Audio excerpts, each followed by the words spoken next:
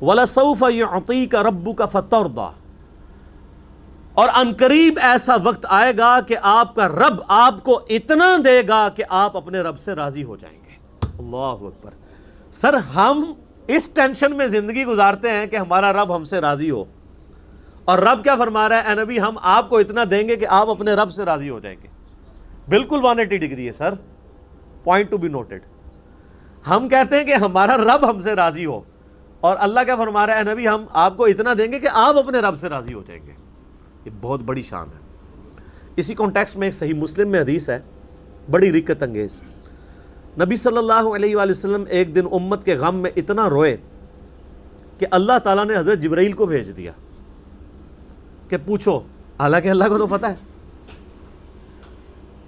تو جبرائیل علیہ السلام نے کہا کہ اللہ نے مجھے بھیجا ہے، آپ پر سلام بھیجتا ہے اللہ، اور پوچھتا ہے کہ آپ کے رونے اور گریہ کرنے کی وجہ کیا ہے؟ تو آپ علیہ السلام نے کہا کہ میری امت۔ پھر آپ علیہ السلام نے سورہ ابراہیم کی آیات تلاوت کی کہ حضرت ابراہیم نے کہا تھا، اللہ جو نیکوکار بندے ہیں وہ میرے ہیں، اور بروں کو تیرے کھاتے میں ڈال دیا کہ تو جانے اور ان کا معاملہ۔ اچھا، پھر نبی صلی اللہ علیہ وسلم نے سورۃ المائدہ کی تلاوت کی کہ قیام الدین عیسیٰ علیہ السلام کہیں گے کہ اللہ جب تک میں ان میں موجود رہا ان پر گواہ تھا، اگر میرے بعد انہوں نے شرک کیا تو یہ تو جانے اور تیرا کام، جبکہ اے اللہ میں یہ نہیں کہتا، میں تو کہتا ہوں میری امت۔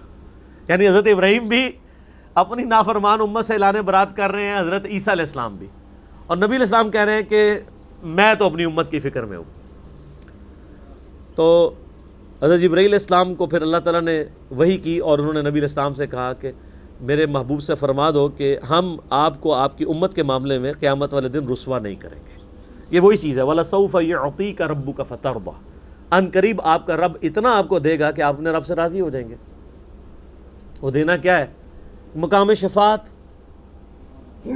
آپ صلی اللہ علیہ وآلہ وسلم کی شفاعت کی برکت سے امت کے گنہگار لوگوں کی بخشش ہو جائے گی انشاءاللہ تعالی۔ اللہ تعالی ہم سب کو قیامت والے دن اپنے محبوب صلی اللہ علیہ وآلہ وسلم کی شفاعت نصیب فرمائے۔ آپ صلی اللہ علیہ وآلہ وسلم اور آپ کے اہل بیت کے ساتھ قیامت والے دن ہمیں محشور فرمائے، آمین۔ تو آپ کا رب عنقریب آپ کو اتنا دے گا کہ آپ اپنے رب سے راضی ہو جائیں گے۔ تو نبی صلی اللہ علیہ وآلہ وسلم کی رضا بھی اس کے اندر ہے کہ ان کی امت کے لیے کوئی بخشش کا معاملہ بن جائے۔ آپ صلی اللہ علیہ وآلہ وسلم کو امت کی اتنی ٹینشن ہے، اور ماشاءاللہ امت ٹینشن فری ہے۔ امت کہتی ہے جو کچھ بھی ہیں تیرے محبوب کی امت سے ہیں، اور آپ صلی اللہ علیہ وآلہ وسلم کو تو پتہ تھا کہ معاملہ کتنا خطرناک ہونا ہے۔ اچھا، یہ تصویر کا ایک رخ ہے، تصویر کا ایک دوسرا رخ اس سے بھی زیادہ خطرناک ہے۔ وہ سورۃ الفرقان کی آیت نمبر 30 ہے، وقال الرسول یا ربی ان قوم اتخذوا هذا القرآن مہجورا۔ قیامت والے دن نبی صلی اللہ علیہ وآلہ وسلم شکایت کریں گے کہ اے اللہ میری امت نے قرآن کو پیٹھ کے پیچھے ڈال دیا تھا۔ نبی علیہ السلام نے اپنی امت کی شکایت بھی لگانی ہے جنہوں نے قرآن کو چھوڑ دیا، قرآن کی تعلیمات سے روگردانی کر دی۔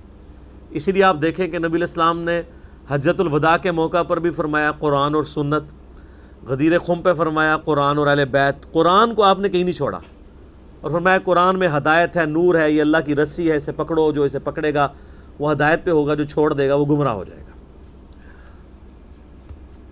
تو آپ علیہ السلام کو اللہ تعالیٰ فرما رہے ہیں ہم قیامت والے دن اتنا دیں گے کہ آپ اپنے رب سے راضی ہو جائیں گے۔ یہ ویسے گارنٹی آپ علیہ السلام کے لیے تھی۔ یہاں پہ لوگ کہتے ہیں جی فلاں بزرگ کے آپ مرید ہو جائیں، انہوں نے تو وعدہ کیا کہ میں اس وقت تک جنت میں نہیں جاؤں گا جب تک اپنے ماننے والوں کو نہ لے جاؤں۔ تو یہ تو گارنٹی صرف ایک شخص کے لیے ہے کہ جس کے ہاتھ پہ شفاعت کا دروازہ کھلنا ہے، جس کو اللہ نے راضی کرنا ہے۔ آپ کے بزرگ بابوں کو راضی کرنے کی کوئی اللہ نے گارنٹی نہیں لی ہوئی ہے، وہ تو اپنی بھی مغفرت کروا لیں تو بڑی بات ہے۔ اللہ پہ کسی کی کوئی دھونس نہیں ہے۔